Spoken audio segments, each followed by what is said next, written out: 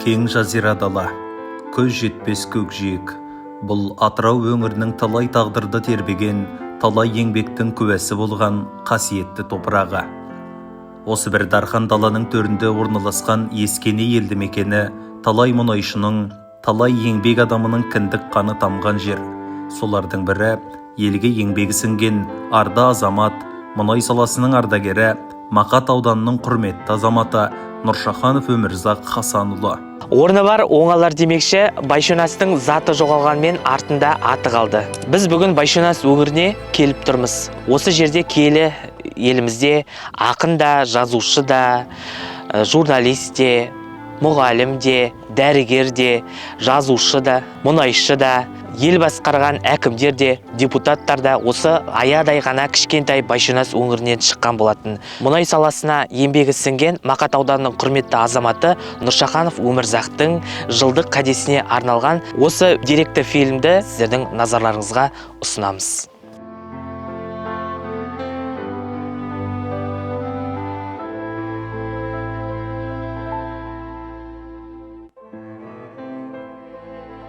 Өмірзақ Хасанұлы 1946 жылдың 14 қыркүйегінде осы Ескене жерінде дүниеге келді.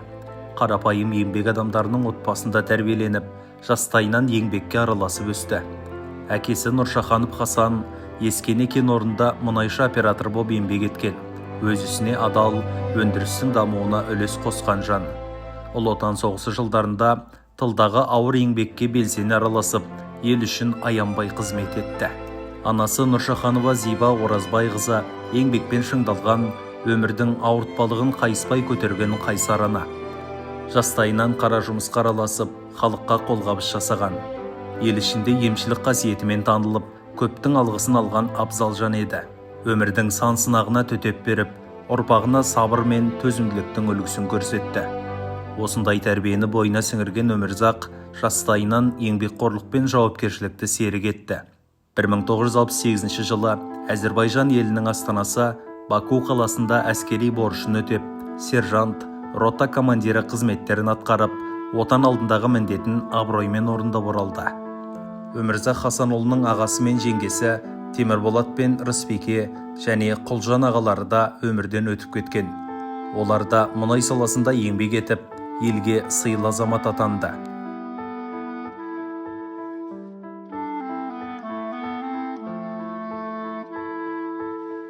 Біздер қазір Байшонас деген елді мекенге келіп отырмыз. Бұл жерде біздің атамыз Өмірзақ Хасанұлы 1972 жылы көшіп келген. Осы жерде қоныс аударған, 8 баланы тәрбиелеп, ұлын ұяға, қызын қияға қондырған абзал азаматтың осы жерде бар саналы ғұмыры Байшонас 2013 жылы көшкенмен, бірақ осы жерге біз атамыздың тұрып кеткен үйін көрсетіп отырмыз. Атамыздың ізі қалған жер біз үшін өте ыстық мекен Байшонас деген. Өмірзақ Хасанұлының осы өлкеде өсіп өнгенін үлкен мақтанышпен айта аламыз.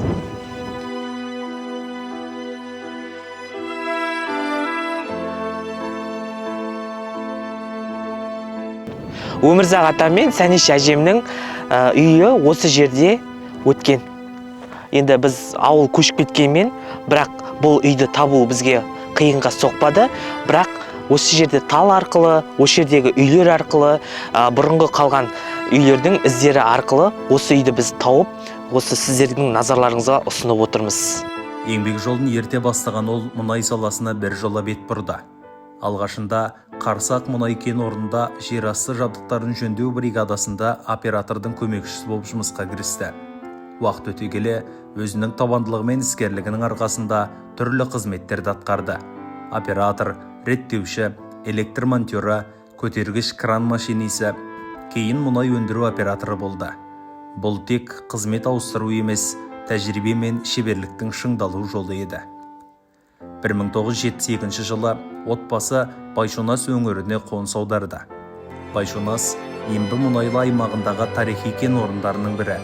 1931 жылы негізі қаланған бұл өңір қазақ мұнайының дамуына зор үлес қосқан мекен. Тассор мен Мақаттан кейінгі үшінші ірі мұнай кәсіпшілігі ретінде тарихта қалған Байшонас талай мұнайшының тағдырын байланыстырған қасиетті орын. Әр адамның тағдырында ерекше оқиғалар болады. Өмірзақ Хасанұлының саналы ғұмырында айрықша із қалдырған тарихи оқиғалардың бірі тәуелсіздік елең алаңында болды. 1991 жылы Өмірзақ Хасанұлы Атырау облысы әкімдігімен бірігіп, Ресей астанасы Мәскеу қаласында өткен экономика, ғылым, техника, мәдениет және білім беру салаларындағы маңызды табыстарды таныстыратын ауқымды шара халық шаруашылығы жетістіктерінің көрмесіне қатысты. Дәл қазір біз Дастор мұнай газ өндіру басқармасына қарасты Қарсақ мұнай кен орнына келіп отырмыз.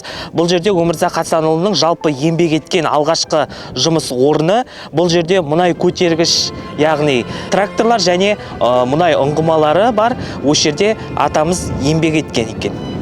Жалпы енді осы салада еңбек етіп жатырық. Мұнай саласында осы техникамен еңбек етем. Бұл техниканың жалпы мақсаты ұңғыларды жер астында жөндеулерін жүргізетін техника. Жер астында сорапты ауыстыруға арналған техника. Мұнайды кедергісіз алуға өте маңызды техника мұнау. Бригадада 3 адам болып үйренеміз, шеберімізден 4-еуміз данный момент қазір. Енді арамыздан өтіп кеткен ағамыз енді Нұршахан Өмірзақ енді бәлем көптеген жылдар бойы еңбек етті. Осы Ботақан кен орнында, Қарсақ кен орнында көптеген жылдар бойы еңбек етіп, осы еңбек бір ұжымда бір әріптес болдық, бір ұжымдас болдық. Жатқан жер жайлы топырақ торқа болсын. Марқұмның жылдық дастарханы жайланып жатыр енді алдағы уақытта. 90 жылдары сол жұмысқа кіргеннен бері танимын ол кісіні. Осы ауылдаста болдым. Бір ауылда Байшонас елді мекенінде бірге тұрып, бірге жұмыстас болдық. Ағамыз еді үлкен. Қарамағына келіп жұмыс жасадық. Көптеген өндірісте көптеген затты үйретті. Жұмыс жасауда қалай жұмыс жасау керек екенін бәрін үйреткен азаматты жігіттеріміз Майталма мұнайшы еді. Ортамызда енді үлкен кісіміз болды. Енді осы жер асты құрал жабдықтар несінде бригадасында агрегат көтергіштің машинесі болды көптеген жылдар бойы. Сол енді 2009-ға дейін осы өзінің мамандығын атқарып зейнеткерлік демалысына кетті, құрмет демалысына. Мақат ауданының құрметті азаматы болды. Көптеген марапаттарға ие болды. Өмірзақ Хасанұлы Қарсақ Ботақан кен орындарында ұзақ жылдар бойы табанды еңбек етті. Скважиналар басында өндіріс қайнаған ортада жүріп, ел игілігі үшін аянбай қызмет етті. Еңбегі елеусіз қалған жоқ. Ол ударник 11 пятилетки белгісінің иегері атанды. Қазақ мұнайына 120 жыл, Ембі мұнайгаз 100 жыл, Дастор кен орнына 100 жыл мерекелік медальдарымен марапатталды. Сонымен қатар КСРО халық шаруашылығы жетістіктері көрмесінің күміс медалін иеленді. 2003 жылы жыл адамы атанып, өз мамандығының үздігі ретінде танылды. 2006 жылы Мақат ауданының құрметті азаматы атағы берілді. Қазақстан Республикасы президентінің алғыс хаты мен көптеген құрмет грамоталары оның еңбегінің айқын дәлелі. Алайда, оның ең үлкен марапаты халықтың ықыласы мен құрметі еді. Өмірзақ Хасанұлы тек өндіріс адамы ғана емес, 8 қырлы бір сырлы жан болды. Сурет салу, іс тігу, техника жөндеу сияқты түрлі өнерді меңгеріп, қолынан іс келетін шебер ретінде де танылды. Отбасында да ол үлкен түрек бола білді. Жан-жары Сәнеш апамен 56 жыл отасып, өнегелі отбасы құрды. 8 бала тәрбиелеп, олардан тараған немере шөберелерінің қызығын көрді. Ұлын ұяға, қызын қияға қондырған ардақты әке асыл ата атанды. 2005 жылы ортаншы ұлы Берік есімді ұлы да дүниеден өтіп кетті. Әке сағы сонда да сымбат. Өмірден өткеніне 20 жылдан астам уақыт болды. Артында гүлдей жайнаған қызғалдақтары бар. Әкеміз осы Ботақан цех өндіру несінде қызмет етті. Осы әке жолын қуып, мұнайшы болып, әкеміз бен анамыз мұнайшы болған адамдар 8 бала тәрбиелеп, осы әке жолын қуып, осында 94 жылдан бері 32 жыл мұнайшы болып еңбек етіп келемін. Әкеміз ақжарқынды еңбекқор кісі еді, жұмысына адал. Сол кісінің арқасында осындай өндіріске жұмысқа кіріп, осындай жұмыста еңбек етіп келемін, мұнайшы болып. Осы өндірісте әке жолын қуып, осы қалған інілерім де, бауырларым да бәрі де осындай мұнайшы болып еңбек етіп келеміз. Ұлдардың үлкен болғасын, ұлдардың ішінде үлкені мен, Нұршақанов Бектас Өмірзақұлы, осы салада 32 жыл еңбек етіп келемін. Әкемізді мақтан етемін, жарқын бейнесі мәңгі жадымызда. Ауыл аймақ үшін ол тек мұнайшы емес, ақыл айтатын абыз ақсақал болды. Қарапайымдылығы, кең пейілі, адамгершілігі оны елге сыйлы етті. Байшонас бүгінде ауылдың ізі көмескі тартқанымен аты тарихта қалды. Бұл өңірден талай дарынды тұлғалар қанат қақты. Солардың бірі Нұршақанов Өмірзақ Хасанұлы. Оның өмір жолы тұтас бір дәуірдің көрінісі. Еңбекпен өрілген тағдыр, елге деген адалдық, ұрпаққа қалдырған өнеге.